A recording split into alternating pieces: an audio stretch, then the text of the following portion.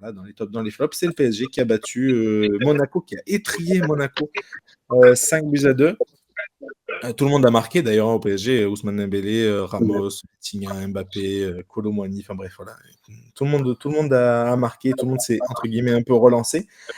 Bon, la vraie question que j'ai envie de te poser, David, c'est est-ce qu'il y a vraiment un club capable de, ça y est, d'arrêter la machine PSG là en ce moment?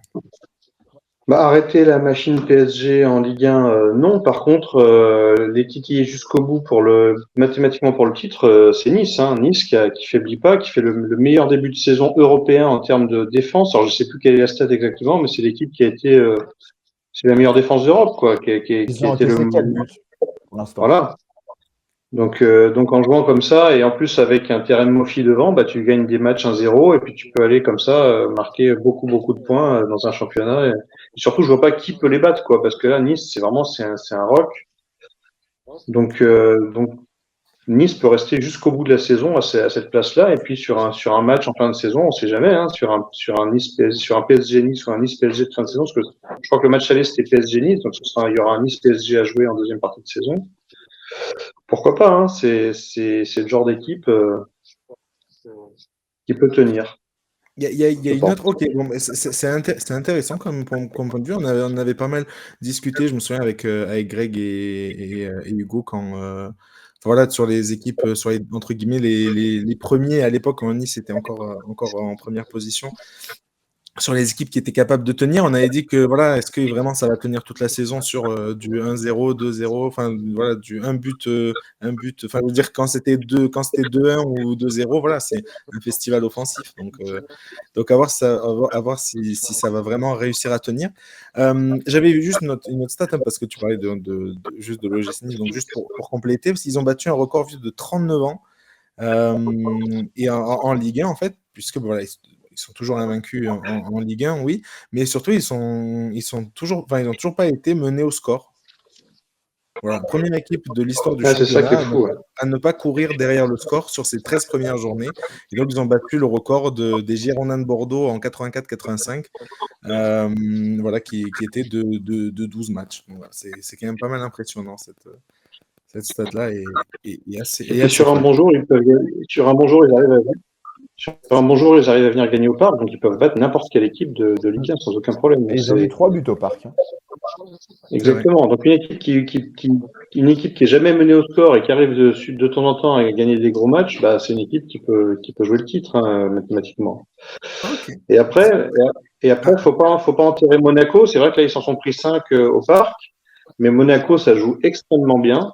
Ils ont réussi à mettre 2 buts.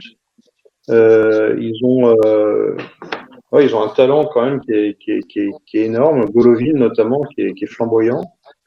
Donc c'est une équipe aussi qui peut marcher sur tous ces autres adversaires de Ligue 1 et puis finir par revenir sur les talents du PSG en termes de points aussi.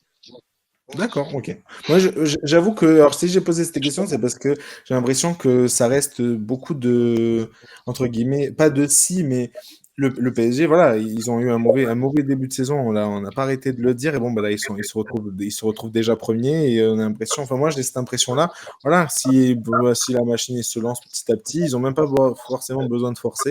Et voilà. Et alors que, ben, voilà, un Monaco qui tombe sur un LOSC ou sur un match comme ça, bah, forcément, bah, des fois, voilà, tu perds des points. Là où le PSG, bon, bah, à part contre Nice, il y a eu cette petite déroute en début de saison. Mais je suis pas sûr, par exemple, que si ça re-arriverait aujourd'hui, et voilà, ça aurait été. Enfin voilà, moi, c'était juste ça. J'ai l'impression que ça va être Oui, vraiment, Paris, vraiment compliqué pour les autres équipes Paris, cette saison de rivaliser. Paris vont forcément lâcher quelques petits points au sortir de gros matchs de Ligue des Champions. S'ils poursuivent leur aventure en Ligue des Champions, ils vont forcément bouffer un peu d'énergie. Et s'il y a un gros classico ou un gros choc au LOSC je crois qu'il y a le LOSC bientôt. Mhm. C'est une grosse équipe à jouer. Ça peut perdre des points, hein. Le PSG, ça peut retomber dans ses travers assez vite aussi, Ok, très bien. mais oui, il est possible qu'ils prennent le large aussi. C'est un scénario parfaitement possible aussi. C'est clair. D'ailleurs, du coup, là, en anglais, on en a parlé rapidement. Il y a eu pas mal de joueurs qui sont un peu, voilà, qui ont trouvé le chemin défilé, dont Ousmane Dembélé, d'ailleurs. Voilà, premier but en Ligue 1, et quel but. C'était le meilleur moment pour ces joueurs-là de se réveiller. Non, Hugo, juste avant la Ligue, un match crucial en Ligue des Champions. Ouais, non, c'est clair et surtout ça, bah, comme le disait David au début, ça vient concrétiser la montée en puissance pour Ousmane Dembélé, qui, euh, qui est vraiment très très bon depuis quelques matchs. Moi, j'ai le souvenir qu'à Montpellier, il m'avait vachement impressionné. Et même sans marquer, voilà, c'est un joueur qui te crée 4 ou 5 occasions par match. Et puis voilà, tu as Mbappé dans la surface, Gonzalo Ramos, Randal Kolo Muani, tu as des ballons qui Ça. finissent au fond.